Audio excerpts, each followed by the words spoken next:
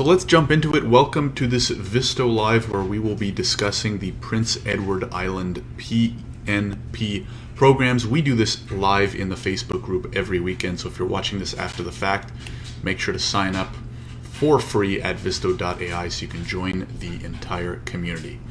Let's get right into it. What I'm going to do is review the promising PNPs within the province of PEI so that you can evaluate which ones might be the best for you. So really quickly, this is kind of the Office of Immigration homepage for PEI. I'm going to post it in the Facebook chat so anyone who is tuning in live can of course follow along. You'll see here on the main page, if you scroll down, they've kind of divided it up into sections.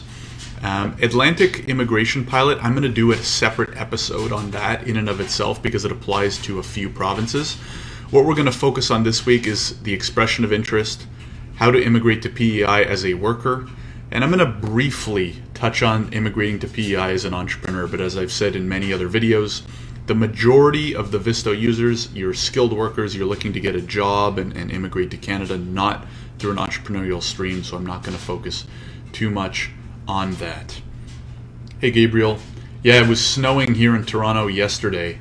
Just crazy for considering the fact that it's May. But anyways, that's a whole other conversation. So let's get right into it. So if you are following along and you right click on the Immigrate to PEI as a worker, or you just click on Immigrate to PEI as a worker, it will take you to this page. As you'll see here, there's a hefty amount of streams. There's about 5 different streams.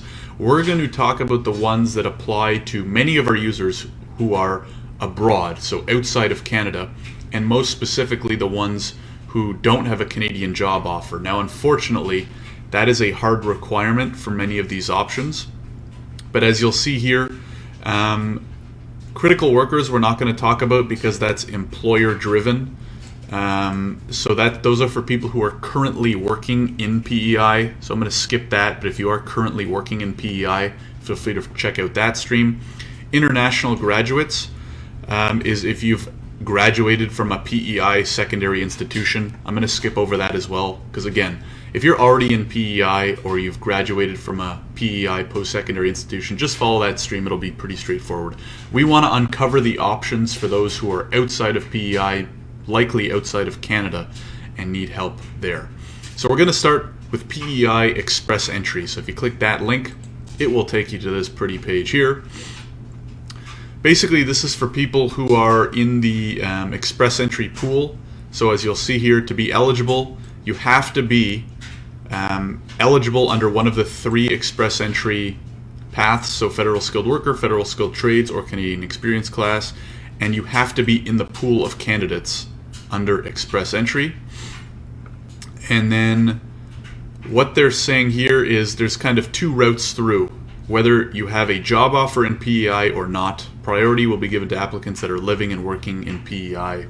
Of course, that tends to be the kind of focus of most of these programs. Hey Ahad, I will save the questions till the end, but yeah, if you guys want to jump in, say hey in the chat. I really appreciate you guys tuning in live with me here. So if you go into the Express Entry guide, you're going to see that as per many of these programs, they have a points grid, right? So what happens is we'll get into the process itself. Actually, we should probably do that before we go into the points grid. But as you'll see here, in order to go through this Express Entry stream, assess your eligibility through Express Entry, right? And you can do that in the Visto portal, visto.ai. We'll talk about that at the end as well. Then create a profile. And basically, so similar to Express Entry, you create a profile within the PEI PNP program. That's so many P's, that's going to hold me up a little bit here. And then you have to wait for an invitation to apply, right? So very similar to Express Entry, but for PEI. Now the key to that is, how do you know if you're going to get an invitation to apply? Well, you're going to want to check your points, right? So as per Express Entry and many of the other provincial PNP programs, PEI has its own point system, as you can guess, which is pretty much universal across the province. It's based on things like age, language score, education, work experience, employment, adaptability, etc., etc. So that's all outlined here. I'm going to leave this part up to you, right? Because it's all just totally based on your situation to figure out your score. And then you can see here there's like the supporting documentation and stuff you'll need, but that's for after you get invited to apply, so you don't have to worry about that right away. What's most important is to, if you're interested in PEI, actually creating a profile and getting your score there, and you can get all of that from this page here. So what I'm going to do at the end is go through the invites, kind of how they've been sending out invites as of late. But it's pretty straightforward in terms of creating a profile. So if you're selected for a nomination, there's a $300 application fee. And then you see here who is not eligible to apply. If you're here on a postgraduate open work permit, you must satisfy the following. So definitely review some of these little pieces of information. Then they have some Q&As on if your work permit is expiring soon, what happens after you're nominated, etc., etc. So pretty straightforward for the Express Entry stream. The key is going to be what your score is. And then at the end, so in about 5 to 7 minutes, I'm going to go over what the recent draws have been. All right.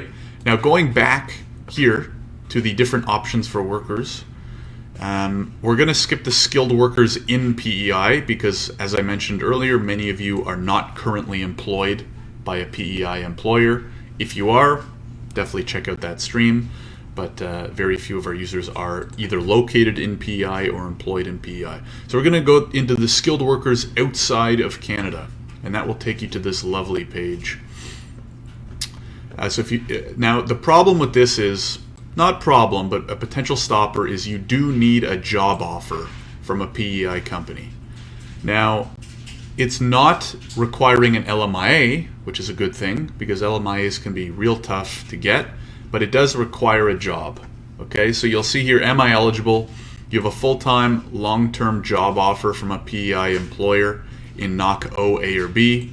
That should be fine because if you're eligible under the Federal Skilled Worker Program, you're probably in Skilled O, A, or B anyways. And then you'll see here, your employer actually has to make the first contact with their office to approve the job offer. So that's really key. You're going to need an employer, obviously, to give you a job, and they have to be kind of willing to go through this process. So legal status in your country of residence. So, if you're obviously you have a passport, you're a citizen of a certain country or you're visiting another country legally. Be able to attend an interview with a staff from the office if required. That's probably not required right now due to COVID. Post-secondary degree. So a lot of this stuff is kind of in line with Express Entry, between the ages of 18 and 59, at least 2 years of work experience. English skills. So again, CLB 4, which is pretty low. Sufficient financial resources and genuine intention to settle in PEI. So pretty straightforward, very similar to many of the other kind of employer-driven streams.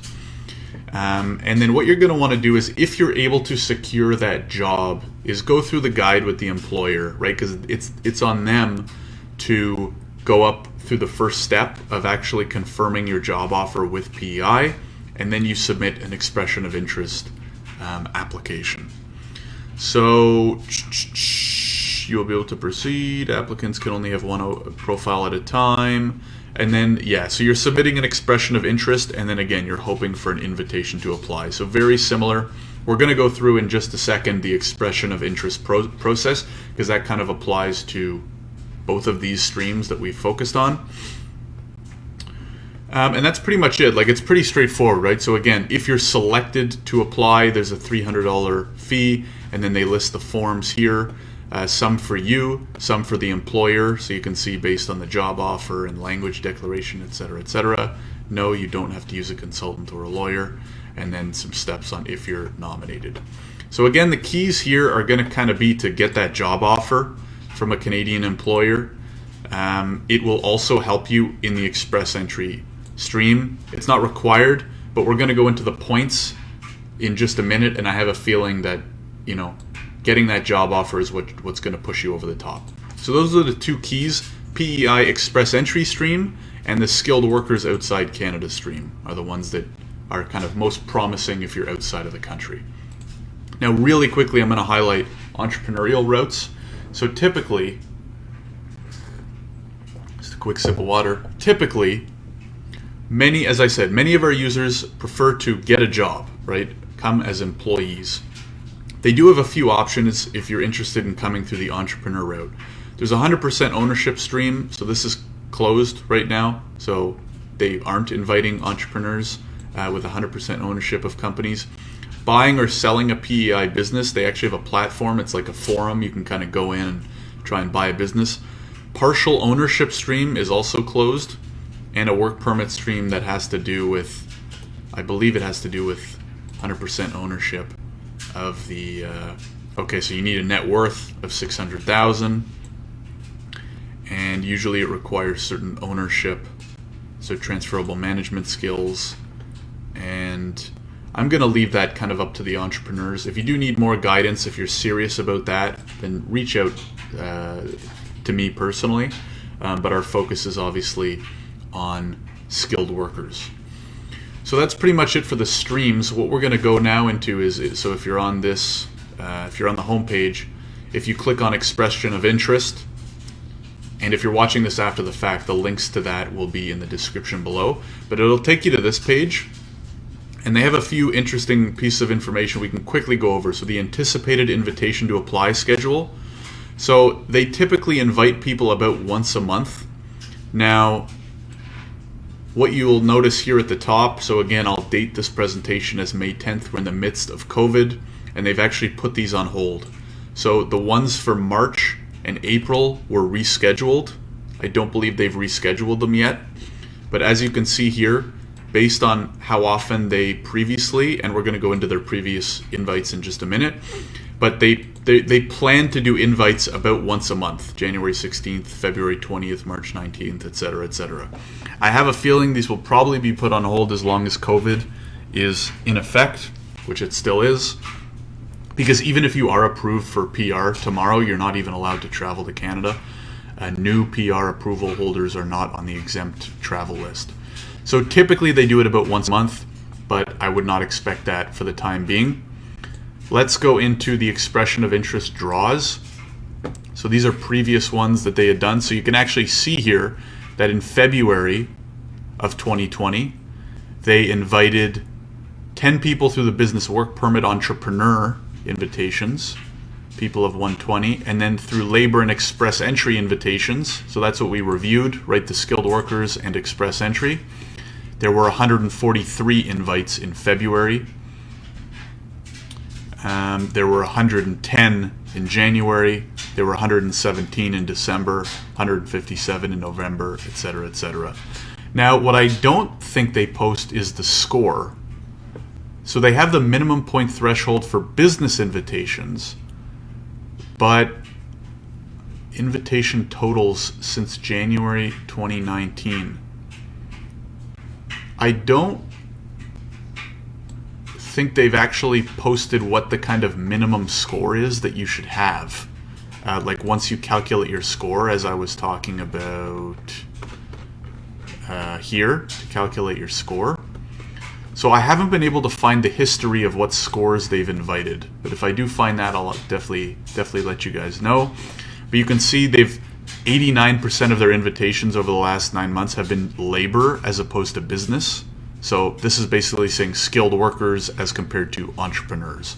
So they're definitely favoring, as you can see, the skilled workers, which is a good sign for our users, but it looks like they've been on hold right since February. So we'll have to keep an eye out on whether those go back to normal. Lastly, this pretty much just explains the expression of interest, right? So if you think you're eligible, have a high enough score, you create an account, and then it's kind of wait and see from there unless you're going the employer route. And then they have some Q&A here, which, if you have any questions, definitely check that out. So that's pretty much it. I'm going to leave it at that for now. And what we'll do is, this will be, we'll throw this video live in the portal as well. So every time I finish one of these live videos, I edit the video and I throw it on YouTube, and I also throw it on the Visto portal. So whether you're watching this live or after the fact, you'll be able to find this in the Visto portal. You can go to app.visto.ai or just visto.ai to sign up. And we have a whole bunch of other information way beyond PNPs there. So thank you very much for tuning in. Make sure to sign up, and I will be getting to the live Q&A for our Visto members right about now.